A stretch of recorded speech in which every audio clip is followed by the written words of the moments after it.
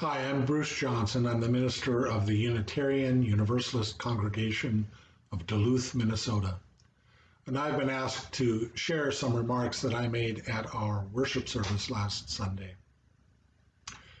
The killing of George Floyd in Minneapolis this past Memorial Day brought painfully to mind the words of the inscription on the Clayton Jackson McGee Memorial here in Duluth, which refer to another infamous lynching that took place 100 years ago in our city. The inscription reads, "An event has happened upon which it is difficult to speak and impossible to remain silent." It is indeed difficult to speak. Hard to know what to say about all that is happening. And yet it is impossible, indeed inexcusable, to remain silent.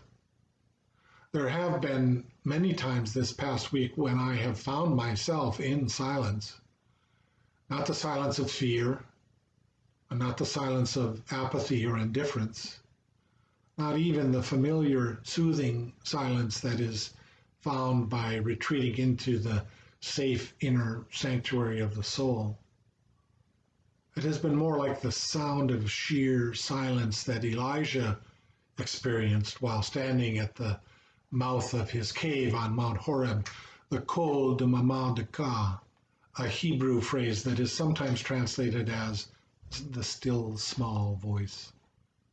I have tried to listen to that quiet inner voice, even as I have heard the sounds of sirens and helicopters overhead, and watched in helpless horror while police on television assaulted crowds of peaceful protesters and neighborhoods burned in Minneapolis and in other cities across the country.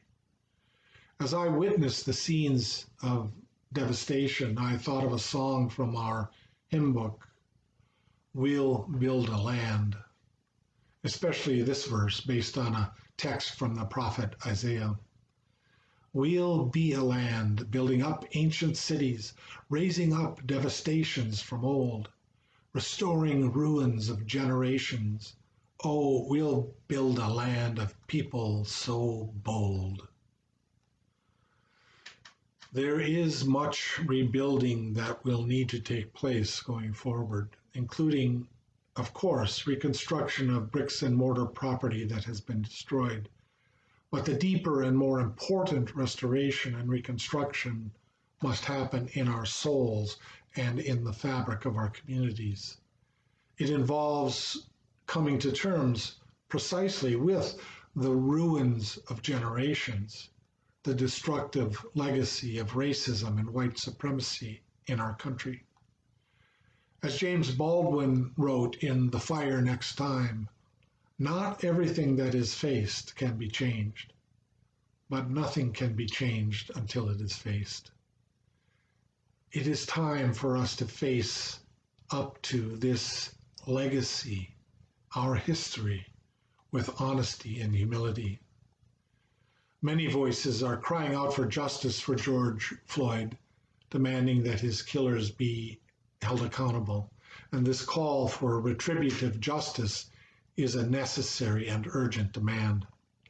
But the deeper and more significant challenge, I believe, has to do with restorative justice, the work of reparation and the establishment of right relations, of building structures and institutions and social systems that embody the values of equity, respect, and compassion. This is the more long-term undertaking that the Jewish tradition refers to as tikkun olam, the healing, mending, and repair of the world, an ongoing labor to which we are all called. Referring to this necessary work of tikkun olam, one ancient rabbi said, "You are not obligated to complete the task, but neither are you free to desist from it." This work is required of us now. Many of us are being faced for the first time with fears and anxieties and uncertainties and difficulties that others have lived with for a long time, indeed for centuries.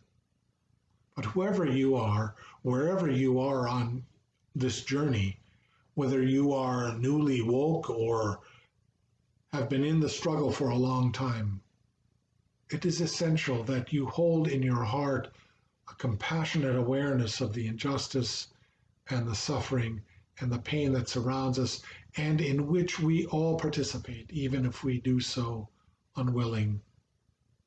And also, it is essential that we be awake to the presence of beauty and grace in the world, and alert to those small and subtle signals of hope, those stirrings of the Spirit that can animate and energize us to do the hard work of repenting and healing and rebuilding. We are not obligated to finish the task.